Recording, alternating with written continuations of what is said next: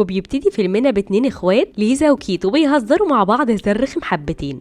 وبتصحى كيت بالليل بتلاقي ليزا بتعيط، ولما بتسالها كيت عن السبب بتقول لها ان حبيبي سابني بسبب انه حاسس معايا بالملل. وقامت اختها حضنتها وقالت لها هنسيكي حبيبك وسنيني كلها. فليزا قالت لها الوقت متاخر دلوقتي اننا نعمل حاجه. فكيت قالت لها يا بنتي ده احنا دلوقتي في المكسيك، نسيتي ولا ايه؟ ويلا نقضي الليل بره. وفعلا قضوا اليوم كله للصبح. مش بس كده، اتعرفوا على 2 اصحاب تانيين ولدين، وتاني يوم نزلوا يقعدوا شويه على كافيه. واصحابهم قالوا لهم بما انكم في المكسيك ما ينفعش تعدي عليكم التجربه دي ولازم طبعا تجربوها. اننا بندخل في قفص وبندخل تحت الميه لمده 3 دقايق وبنشوف كل الكائنات المبهره، ومنهم القروش البيضاء اللي طلع حوالي 25 قدم. وطبعا القفص ده بيحمينا من الكائنات دي كلها. ولكن يا اصحابي قبل ما نشوف حصل لهم ايه الاربعه تحت الميه مع القروش البيضاء، عايزه اقول لكم اني بحبكم جدا، وما تنسوش تدعموني بلايك وشير للفيديو واتفرجوا للاخر، وهستنى رايكم في الكومنتات. وطبعا لما سالوا عن سعر الليله دي كلها طلعت ثمنها $100. وليزا طبعا عندها فوبيا من الميه وقالت لهم لا انا ما بعرفش اغطس اصلا. واما اصحابها قالوا لها احنا عارفين ان انت اخرك حمام السباحه، ولكن المغامره دي تستحق ان انت تروحي فعلا وما فيهاش اي تعلم خالص، ده انت في قفص تحت الميه ومقفول عليكي و3 دقايق وبنشدك تاني. وكيت طبعا حاولت مع ليزا وقالت لها بصي هي مغامره جميله حتى نتصور صور حلوه بدل صورنا الممله دي. واخدهم تيلر بالقارب لمكان المغامره، وفي نص البحر واول ما وصلوا بالمركب للعمق المناسب نزلوا اكل ودم وحاجات كده تقرف علشان تلفت انتباه الحيوانات البحريه او القروش بمعنى اصح، علشان اللي ينزل في القفص يشوف كل الكائنات دي. وطبعا ليزا قلقانه جدا وكانت خايفه قوي. وطلعت القروش فعلا واستعدوا علشان ينزلوا، وطبعا ابتدوا بمين؟ اصحابهم الاول. وفعلا نزلوا ودخلوا القفص، وابتدى تيلور ينزل القفص بالونش، وطبعا القروش بتحوم حوالين السفينه. واما ليزا وكيت بيجهزوا علشان ينزلوا بعدهم. وتيلر طبعا قام معاهم بالواجب وجهزهم وقال لهم لما يجي الضغط عند 5 بار قولوا لي واطلعكم. وهم بس هينزلوا 5 متر علشان يشوفوا كل الكائنات الحيه دي وهم جوه القفص. وتيلر نبه عليهم انه كل ما تتنفسوا اكتر كل ما الهواء هيخلص بسرعه، فخلوا بالكم، لان ليزا كانت خايفه قوي متوتره، وطبعا التوتر بيزيد من سرعه التنفس. وطلعوا اصحابهم وجه الدور على كيت وليزا وكانوا منبهرين جدا اول ما نزلوا. وجه القرش وعدى التاني وخافت ليزا قوي وقالت له يا ريت ترفعنا يا عم تيلور. واما تيلور اول ما جه يرفعهم فجاه الونش اتكسر ونزلوا لاخر عمق. وطبعا ليزا من شده الخبطه فقدت الوعي لانها اتخبطت في دماغها، وكانوا على عمق 47 متر وقعدوا ينادوا تيلر تيلر ولكن ما سمعوهمش لان هم كان بعيد قوي عن مدى الاتصال تحت الميه. اما كيت قالت لليزا انا هطلع وهوصل لاقرب عمق علشان اقدر اوصل لتيلر عشان يسمعنا وينقذنا. حتى باب القفص الحديد كان معلق معاهم، فاضطرت تطلع من فتحه من القفص ولكنها فشلت في ده، وكان لازم تقلع القناع علشان تعرف تعدي. وفعلا طلعت بره واخدت حاجتها بسرعه وطلعت علشان تحرك الرفعه ولكنها ما قدرتش لوحدها. وفعلا نزلت الرفعه وطلعت لفوق شويه علشان تيلور يسمعها. وفعلا كلمت تيلور لكنه حذرها لانهم في اماكن تواجد القرش، وكمان نسبه الضغط هتقل عندها والهواء كمان هيخلص، وان امن مكان ليها هي القفص. ونزلت كيت لاختها للقفص بسلام، وهم قاعدين لقوا ان المركب مكانها اتحرك ومشي وسابوهم. وطلعت كيت تستغيث بيهم، وللاسف القرش جري وراها بسرعه لحد ما وصلت القفص. وكان في نفس الوقت ضغط هواها بيخلص وهي رايحه ناحيه الكشاف. ولما طلعت تدور على صاحبها اللي هينقذهم اللي واقع منه الكشاف لقت ان قتلوا القرش. وليزا حاولت تتصرف بذكاء وانها تطلع اكتر تكلم تيلور، وقال لها تيلور ارجعي القفص برضه وانا هبتدي ارفعكم. وفعلا نزلت الرفعه لحد القفص وربطوها في القفص وابتدى يترفع. وفعلا ابتدت الرفعه تسحبهم، وكانوا بيعدوهم بالمتر 40 30 25 لحد ما وصلوا ل 17. وللاسف الحبل اتقطع منهم ونزلوا للعمق تاني، ووقع القفص على رجل ليزا. وطلعت كيت على اخر 5 بار تبلغ تيلور وقال لها هبعت لكم جهاز هواء اضافي، وانا بلغت حرس السواحل علشان يجي ينقذكم، وممكن تهلوسوا حبتين ما تقلقوش ده من تاثير نسبه النيتروجين، وكده الاكسجين كله بيخلص عندهم. ووصلت لاجهزه التنفس وطلعت تاخدها بسرعه وترجع للقفص تاني، ولكن وهي راجعه القفص لقت القرش بيلف حواليهم. وكيت رايحه لاختها ليزا هجم عليها القرش، وفضلت ليزا لوحدها محشوره تحت القفص وحاولت تاخد انبوبه الاكسجين ما عرفتش. فكرت تجيب السلاح عشان تجيب بيه انبوبه الاكسجين ولكنها للاسف اتعورت، وده كان في منتهى الخطوره عشان ده تنبيه للقروش بوجودها في المكان ده. وطبعا نسبه اكسجينها 2 وخلاص بتفقد الوعي، وجابت انبوبه الاكسجين وهواها كان بيخلص. وطبعا ليزا جوه القفص فاكره ان كيت ماتت ولكنها طلعت انها اتصابت وبتنزف والقرش حواليها وهواها كمان بيخلص. وطبعا ليزا بتحاول تهديها وبتطلع رجليها من تحت القفص عن طريق انبوبه الهواء اللي معاها عشان تعرف تنقذ اختها من القرش. وفعلا لقت اختها وبيستعملوا شمعة البحر علشان يبعدوا القروش عنهم، وحاولوا يكلموا تيلر تاني عشان يعرفوا يوصلوا له وقال لهم اطلعوا ببطء علشان ما تموتوش. ولما خلصت الشعلة ما كانش كانش معاهم غير واحده بس، وحاولوا يطلعوا السطح بسرعه قبل ما القروش تاكلهم، لان اختها كانت رجليها بتنزف في دم طول الوقت، ومسكوا بالعوامه ولكن القروش هجمت عليهم وما سابتهمش، وتيلر بيحاول ينقذهم، والقروش طبعا اخدت كيت من رجليها وبسرعه قفعت له عينيه وطلع تاني، وطلع ده كله هلوسه للاسف زي ما قال لهم تيلر. وحتى تيلر ما كانش في الاول عارف يكلمهم علشان ينقذهم، لحد ما وصلوا حرس السواحل وانقذوا ليزا، وطبعا ما فيش حد بيمسكوا القرش وبيسيبه. اشوفكم على خير يا صحابي في فيلم المره اللي جايه.